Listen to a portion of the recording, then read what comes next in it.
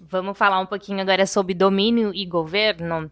Então, ao longo dessa minha jornada espiritual, eu já li muitos livros, mas agora eu quero trazer alguns pontos aqui do Joe Dispenza que me trouxeram muita, assim, sabedoria.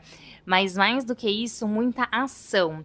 Então, como que você traduz isso, Sara? Eu comecei a jornada assim, entendendo que eu tinha que ter pensamentos mais coerentes. E aí, tudo bem, eu comecei ali ajustando um pensamento outro, introduzindo um pensamento outro na minha rotina, mas ainda não era um processo natural e um processo realmente de despertar.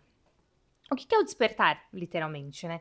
É você começar a ter autoconhecimento sobre você e perceber quais são os seus padrões. E aí eu percebi, nossa, ele não é só controlar os pensamentos, os sentimentos, não é só repetir frases positivas que também são de extrema importância para a evolução, mas é ter consciência do que está aqui no meu subconsciente emergindo para mim, tratar, curar, me manifestar, me conectar. E aí, uma das coisas que eu comecei a fazer, que eu ensinei bastante agora na jornada de 30 dias, foi fazer realmente um diário da minha conexão de mente. Então, por exemplo, eu abri um bloco de rascunho no meu celular e realmente anotava ao longo dos dias quais eram os pensamentos que vinham mais repetidos. Então, se era um pensamento com uma situação ou era um pensamento com uma pessoa. Porque a maioria das pessoas, elas têm o mesmo pensamento o dia inteiro, e aí acorda amanhã e tem o mesmo pensamento. A pessoa acorda, e ele fala isso muito aqui no livro do Joy, né? Ele fala, a pessoa acorda e ela já começa a mentalizar as coisas que ela precisa fazer, né? Então ela pensa assim: eu preciso tomar café, eu preciso preparar meu café, eu preciso ir trabalhar, vou organizar minha bolsa, vou dirigir, talvez eu pegue trânsito, tenho que ver o caminho. E aí eu tenho aquele trabalho que eu tenho que entregar para aquele chefe, eu tenho aquela rotina que eu tenho que fazer, depois eu tenho as crianças para cuidar. E inconscientemente, isso é um ensaio mental, porque você tá ali trabalhando na sua mente o que vai acontecer ao longo do seu dia, então você está tornando essa realidade mais real na mente. Ela é como se fosse uma raiz que você estivesse aprofundando, que aí ele fala muito de você criando circuitos de neurônios, né? Então é como se tivesse uma chavinha e um circuito. Eu vou usar até uma caneta como exemplo para ficar mais fácil. Então é como se você tivesse aqui, esse é o pensamento que eu estou manifestando, essa é a realidade física. É como se todo dia você conectasse, plum, plugou. E aí você acorda amanhã e você pluga de novo. E ao longo do dia você vai continuando fazendo esse plug, porque você continua pensando nas atividades que você tem para fazer. E aí isso continua se conectando, até que essa raiz ela fica tão forte que para você mudar a sua realidade é muito difícil, porque você imagina que você criou essa estrutura aqui de maneira muito sólida. Ela ficou muito forte, muito enraizada porque você reforçou. Sabe quando a gente tá girando ali ou batendo um prego, ou girando um parafuso, que você vai girando e ele vai ficando muito apertado, e chega uma hora que você não consegue nem tirar mais o parafuso de tão apertado que ficou. É isso que a gente faz quando a gente repete o nosso padrão diário. Então eu fiz esse controle mental para eu ver aonde eu estava colocando o meu foco e atenção ao longo do meu dia. Então, por exemplo, se eu estou colocando no meu trabalho, e eu não estou falando na execução física dele, eu estou falando na execução mental, né? Então, eu posso ir trabalhar normalmente? Posso. Mas como que eu penso sobre o meu trabalho? Essa é a diferença. Então, muitas vezes você pensa, nossa, tô fazendo esse trabalho de novo. Nossa, tô com essas pessoas de novo. E aí, você cria um padrão de reclamação, de vitimização, que vai ter uma tradução que em algum momento, alguma coisa no seu serviço vai acontecer para reforçar essa conexão neural que você criou.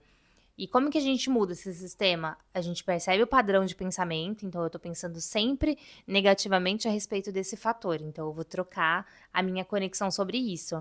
Eu percebi, por exemplo, no início dessa minha jornada, que eu tinha muitos grupos de WhatsApp totalmente, assim, de baixo nível vibracional. Não as pessoas, por exemplo, eu tenho um grupo da escola da minha filha, as pessoas são maravilhosas, mas elas reclamam bastante. Eu tenho um grupo de moradores do condomínio, reclamação de novo. E aí eu percebi que quando eu respondia aquelas pessoas e eu entrava naquele circuito, eu me conectava com aquela realidade e o meu sentimento de reclamação, de raiva, ele vinha à tona, porque é como se eu tivesse sentido ali um cheiro do pãozinho da padaria. Eu senti só o cheiro. Aí depois eu fui lá, sentei e comi. Pronto, me conectei. Ai, mas eu não disse que eu não ia mais me empapuçar de pão. Eu disse que eu não ia me empapuçar de doce, mas eu fui lá, senti tanto o cheiro do doce na frente da padaria que eu fui lá e comi. É isso que acontece quando a gente se conecta a grupos ou a meios que vão trazer a mesma sintonização, o mesmo padrão de pensamento. E aí, como que você muda isso? Primeiro, o autoconhecimento que eu disse, né? Então, você abre um bloco de notas e anota quais são os pensamentos que te dominam durante o dia. Então, por exemplo, eu penso muito no meu esposo o dia inteiro, porque, ou no meu namorado, porque ele me demanda muito. Eu penso muito no meu filho, porque eu realmente tenho que me preocupar, escola, não sei o quê, ele tá com alguns desafios. Eu penso muito no meu trabalho, porque o meu chefe me cobra o tempo inteiro. Gente, não existe isso, tudo é desculpa. É blá blá blá. Mesmo que você tenha que executar o seu trabalho, o modo como você pensa sobre ele é de sua responsabilidade. Então, você pode executar o seu trabalho, mas não precisa ficar fazendo ensaio mental. Você sai desse ensaio mental, vem para o momento presente e escolhe como que você quer pensar a respeito daquilo. A mesma coisa sobre os filhos. Você tem um ensaio mental ali. Meu filho sempre faz bagunça em casa. O meu filho tem um monte de lições de casa que eu preciso controlar. E aí você reforça o padrão de pensamento que você tem sobre ele. E aí você inconscientemente tem uma conversa mental com ele que você inibe ele, porque você pensa que ele é uma pessoa bagunceira. Você manda esse padrão mentalmente para ele, ele se comporta como uma pessoa bagunceira e esse vício continua. Só que você não para enxergar porque você não vê os seus pensamentos, você não para ter uma leitura sobre eles e anotar. Por que é importante anotar? Porque aí você vai ver, nossa, hoje mentalmente, sem querer, eu reclamei do meu esposo. Hoje, sem querer, mentalmente, eu reclamei do meu filho. Então, eu vou anotar aqui. E aí, quando vier o padrão de pensamento de novo, eu vou mudar. E aí, você começa a trocar esses circuitos neurais e aí essa informação, ela vai enfraquecendo. Porque ela percebe que ela não é mais alimentada. É como um filhotinho ali, sabe? O padrão neuronal nosso, da mente, ela é um filhotinho que você vai alimentando.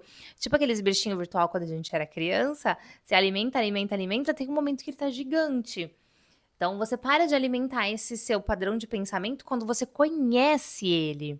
Então, eu conheço, eu já sei que eu percebo a respeito de todo tema, ele tem uma identificação única, né? Então, como que você pensa a respeito do seu trabalho? Você só vai saber quando você parar para analisar os seus pensamentos sobre isso.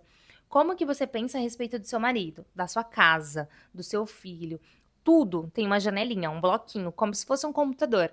Então, a gente tem um arquivo lá, um HD armazenado filho, um HD armazenado escola, um HD armazenado dinheiro. E esse padrão, ele vai se repetindo porque você foi alimentando ele. Conforme você pega esse bloco de notas e anota, nossa, como que eu penso a respeito de dinheiro? Como que eu vou descobrir como que eu penso a respeito de dinheiro? Agindo com dinheiro, né? Então, quando eu vou comprar algo, o que eu sinto? Qual que é o meu padrão de pensamento? Eu vou até trazer uma análise minha. Sempre que eu ia comprar algo, eu pensava assim, será que não tem uma opção mais barata? E eu lembro que eu abria várias janelas na internet para ver se eu encontrava uma opção mais acessível. E às vezes eu não comprava, criava um padrão de desistência, né? Porque eu não achava uma opção mais barata e eu achava que não deve ter uma opção mais acessível. Eu vou pagar mais caro, eu vou perder. Eu tinha uma sensação do quê? Perder. Olha aí a virada de chave. Mas não é uma coisa que você percebe assim rápido. Você percebe anotando. Nossa, eu fui comprar algo hoje e eu fiquei horas procurando um desconto e depois eu não comprei porque eu achei que eu ia perder. Eu tenho uma sensação de que eu perco dinheiro quando eu gasto. E aí, você troca o padrão mental. Não, calma aí, vamos mudar isso. Eu vou gastar feliz, pensando que eu tô contribuindo para a jornada daquele investidor, daquele empreendedor. Que eu sou um canal que vai trazer prosperidade para a vida dele. E a partir desse momento, toda vez que eu for gastar meu dinheiro, eu gasto sabendo que ele não é uma perda, que ele é um investimento em nenhuma outra empresa, que ele é um investimento no futuro de uma pessoa. E quando eu recebo dinheiro, como que eu recebo ele? Quando eu olho lá na minha conta, o que eu penso? Dinheiro caiu, vai tudo pra conta. As pessoas pensam assim, né? E o dinheiro caiu, não vai dar pra nada. Nossa, só isso! E aí você começa a identificar o seu padrão. Nossa, eu tenho o mesmo padrão de pensamento sobre o dinheiro. Eu penso que ele sempre vem pouco e dura pouco. Então, eu vou começar a trocar, porque conforme eu trocar a minha análise sobre o dinheiro, a minha vida a respeito disso vai trocar. O que eu penso da minha filha e do meu filho? Eu penso que eles são organizados, que eles são extremamente inteligentes, alegres, independentes, autênticos. E você começa a criar esse pensamento, essa visão, e você realmente vai enxergar e vai ver as atitudes dele desse jeito, porque tudo é uma questão de foco. o seu filho, o seu dinheiro, a sua casa, o seu relacionamento, ele tem esses lados positivos, mas você não tá olhando para eles. Você tá alimentando os lados negativos. E a gente só reconhece isso quando a gente para se analisar. Então eu te convido para fazer uma análise da sua mente, de você, realmente abrindo um bloco de notas e vendo os padrões repetitivos da sua vida, como que você pensa e traduz. A nossa identidade, ela tá no nosso agir